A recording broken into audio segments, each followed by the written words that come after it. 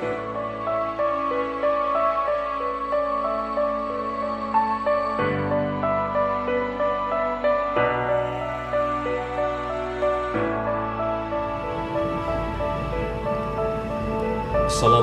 warahmatullahi wabarakatuh.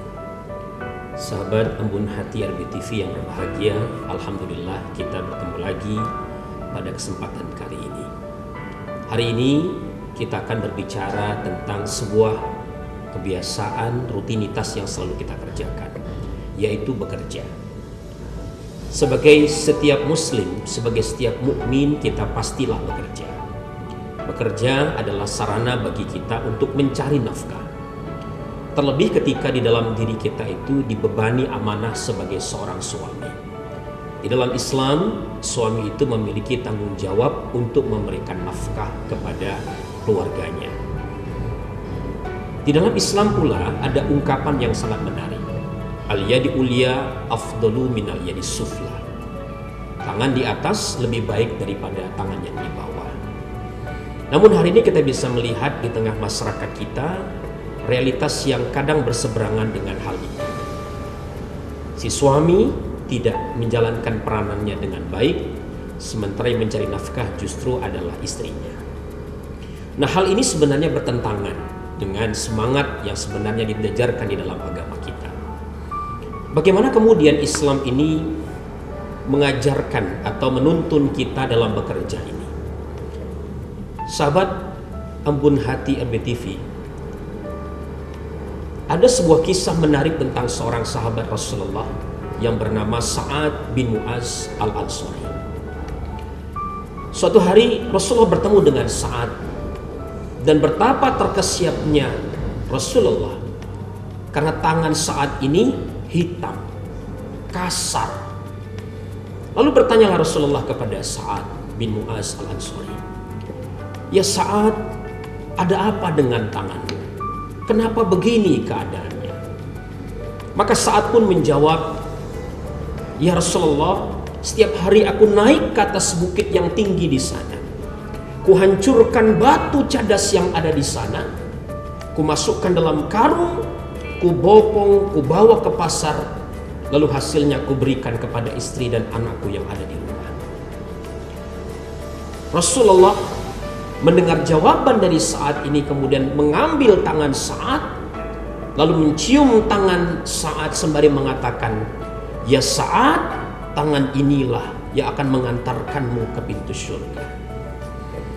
Coba bayangkan, Rasulullah sambil mengambil tangan Sa'ad, menciumnya dan mengatakan inilah jalan bagi Sa'ad untuk sampai ke pintu surga. Kita ketahui dalam sejarah Islam, Rasulullah tidak pernah mencium tangan orang lain kecuali tangan putrinya Siti Fatimah, dan yang kedua tangannya Sa'ad bin Mu'az al-Ansari. Nah, ini menjadi sebuah cerminan kepada kita bahwa di dalam kehidupan seorang mukmin, seorang muslim itu, kita mestinya menjadikan pekerjaan itu sebagai bagian dari wasilah kita mendapatkan ridho kepada Allah Subhanahu wa Ta'ala. Selanjutnya kita bisa melihat di dalam surat Al-Qasas ayat 77. Allah mengatakan, "A'udzubillahi minasyaitonirrajim, wabtaghi fima ataqallahu darul akhirah, wa la tansa nasibaka minad dunya, wa ahsin kama ahsanallahu ilaika, wa la tabghil fasada fil ard, innallaha la yuhibbul mufsidin." Dan carilah kebahagiaan di kampung akhirat dengan apa yang Allah berikan kepadamu, tapi jangan kau lupakan bagianmu yang ada di muka bumi ini. Inilah semangat yang ditanamkan di dalam Islam, bahwa orang Islam itu adalah orang-orang yang kemudian mengorientasikan hidupnya jauh ke depan. Dia tidak hanya melihat urusan dunianya, tapi dia melihat dalam kerangka yang jauh lebih panjang, yaitu kehidupan di alam akhirat. Walau demikian, di dalam Islam kita tidak boleh meninggalkan bagian kita di muka bumi ini.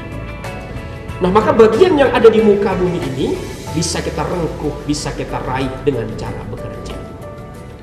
Hanya saja sahabat yang berbahagia, sering kita jumpai potret yang bertolak belakang dari semangat ini. Kita melihat banyak sekali saudara-saudara kita itu yang tidak menunjukkan etos yang baik sebagai seorang yang bekerja.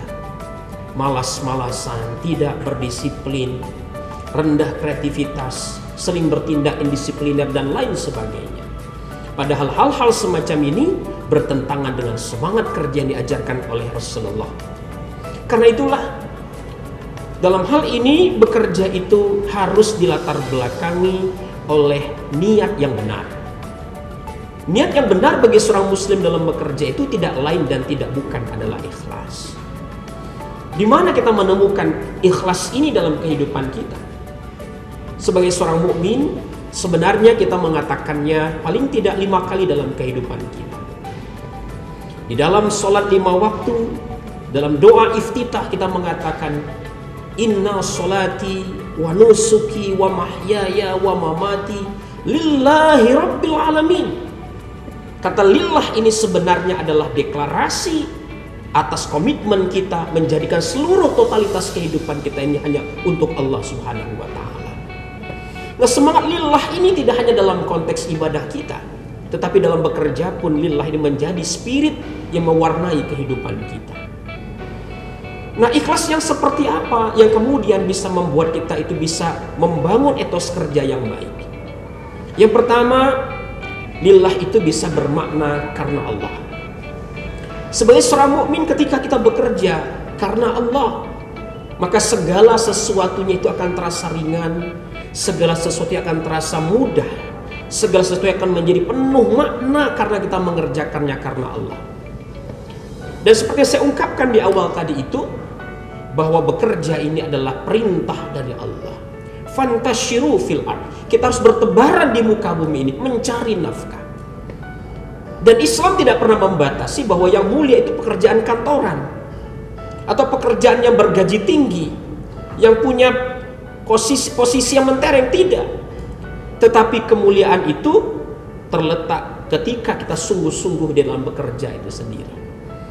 Kita bisa bekerja di sektor yang formal, di sektor informal, asalkan niat kita semata-mata betul-betul mencari karunia Allah, menjaga marwah kehormatan kita sebagai manusia, maka sebenarnya pada saat itu kita bekerja karena Allah Subhanahu wa ta'ala. Sahabat Buon Hati, kita akan membahas lebih jauh tentang hal ini setelah iklan-iklan berikut.